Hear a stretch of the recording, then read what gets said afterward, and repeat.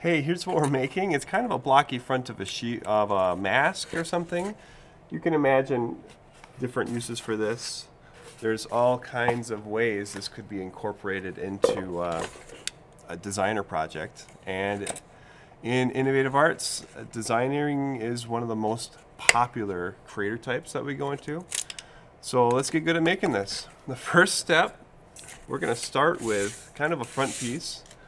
And you'll notice that this piece looks a lot bigger than this, because as you fold this piece up, it gets smaller. So if I actually folded this guy up, it would be way smaller. This would be the front of it, and here would be the sides.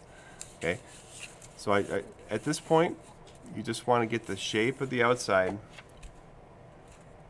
Figure out how big you want the front of it to be.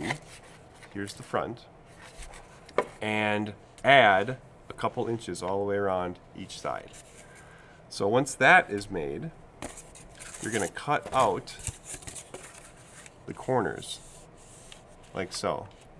Okay, if this is the front, I'll have this corner cut out, this corner, and how you shape these will decide kind of how it comes together. Then between all these different points, give it a bend, give it a bend, give it a bend, because that is how this is going to wind up coming together. So the triangle ends up coming together, and you may end up having to want to trim, but it's better to have too much material than too little. So get that bent up.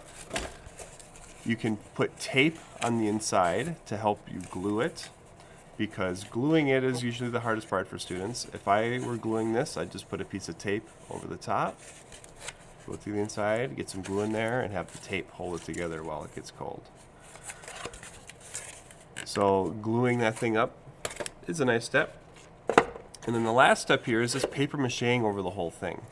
Paper mache makes it really strong. This thing is not breaking. I mean, it's very rigid. So getting this paper mache and dried, we can start putting details on the outside. It can be a part of a larger piece. It'll be really fun once we start building armor and stuff like that in here. But let's keep it going. I can't wait to see what you make, how you contribute. If you're wondering why this is so nice and blue, I use blue paper as I paper mache'd.